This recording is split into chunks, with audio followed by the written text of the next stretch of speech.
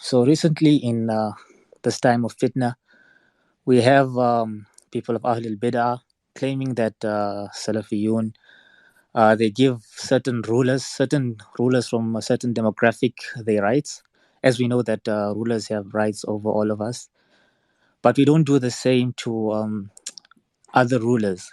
So I just wanted maybe one of the brothers can clarify like what the rulings are pertaining to what determines who is a Muslim leader and who is deserving of the rights. That's basically my question. Hopefully, can be answered. Hey, Brother Faris, this one you need to interfere and intervene and address it. Barakallah fiqh. Jazakallah khair. الله يبارك فيك. طبعا first of all, a Muslim is a person who يشهد أن لا إله إلا الله وأن محمد رسول الله. That we all agree upon. Being a leader, being a Muslim leader, now we can look at them and understand or spot a ruler or Muslim ruler that the people خلاص agree and everything stabilizes in a قطر من الأقطار, يعني a country or a state, that everybody agrees or obeys this ruler. He takes power. Taking power can be by whatever means: shura, monarchy, by taghallub, by force. He comes and overthrows and he takes over. All this in Islam, يعني being something that is permissible or impermissible, if he does take it, he becomes the ruler. Because one of the necessities or daruriyat fi sharia, that we preserve the blood and of course before that the religion and the blood and the honor of Muslims. So if a ruler comes and takes power, khalas, he's a ruler. Are there difference or levels in rulers today? No, of course. And I'll tell you this because I know there have been some speculation and some commotion about, wallahi, some Salafis, they only apply don't talk about the rulers when it comes to Gulf countries, but other than Gulf countries, you can talk and trash them and all that. That's nonsense. هذا كله كذب. Erdogan is a ruler. Mohammed Morsi, back then when he was a ruler, legitimate ruler. وغصبا عن الكل, he was a legitimate ruler. Erdogan is a ruler, and the Algerian is a ruler. All of them are rulers. هذا لا يشك فيه أحد. وقطر also الثاني, he's also a ruler. So with that being said, طبعا we know the الأصل, fundamental principle is that we don't talk about rulers publicly. We don't slander them. We don't advise them publicly. We advise them privately.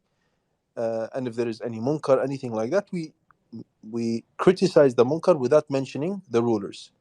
Without mentioning, and if there's a concert, there's Halloween, there is ma'raf shu. Halloween is haram ya jama'a. Concerts is haram ya jama'a. Alcohol is haram ya jama'a. Riba is haram ya jama'a. This we have to do. هذا من إنكار المنكر. But the Prophet ﷺ said, when it comes to rulers, don't mention them. Why? There is a logic behind it. So it doesn't cause fitna within the community and the society. Can a Muslim criticize a ruler of another country? The answer is no. Did someone do it? Yes. That's individual mistakes.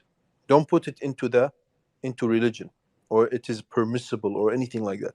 Humans make mistakes. I've seen some mashayikh also criticize. Like I think, anyway, I don't want to mention names. Well, probably many of you know them, but they've criticized some certain countries. هذا غلط. We cannot say this is right. And we don't blindly follow any. إحنا مش حزب. We're not a hizb. We blindly follow this sheikh or that sheikh. Or no, if he makes a mistake, he makes a mistake. We have usul. These usul don't change. So this is in brief the situation. Now, I don't know if I mean I'll address it, and inshallah, I think people can remember or can relate to this. Sorry, there was one. What's his name? Daniel. May Allah punish him or guide him. He mentioned that Faris is criticizing Erdogan, and wallahi, this is kadhib. The tweet, when I tweeted it, I was quoting Erdogan himself.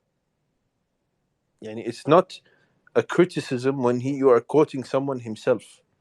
And if you believe it's criticism, ya akhi, I retract and I ask Allah for forgiveness. الحق أحق أن يتبع. صحيح? But the point is, what I'm trying to do is, what I'm trying to say is, at that time when I said it, what was happening is there was a big campaign against Saudi and Emirat and UAE. They were saying that you guys are secularizing, and you guys are kafir countries. And at the same time, these Ikhwanis, what are they doing? They're saying Erdogan is the Imam of the Muslimin. طيب, Erdogan is a ruler, أصلاً بالعكس, he is a legitimate ruler. But don't have that double standard. Don't come saying that UAE and Saudi is secularizing and Turkey is the Imam of the Muslimin. That's why I said, look, Erdogan, himself is saying, he's saying, I am calling for secularism. So I said, Erdogan is saying he's calling for secularism and liberalism. But don't be double standard. This is the only point that I mentioned. You can debate it's right or wrong. The principle is the same. It doesn't change. Have you seen me? Is it my manhaj? Now look at my tweets, my accounts, everything. Is this a habit in me? Talking about rulers, talking about all the other rulers?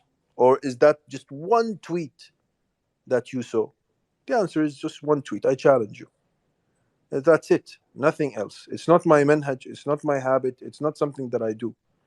And there was one time in Mursi, I think, I didn't mention anything about Mursi. I was talking about Ikhwan Muslimin. Ikhwan Muslimin, they're not rulers. Yani, sorry. I don't know. They're a group of people. Mursi, rahimahullah, he was the ruler.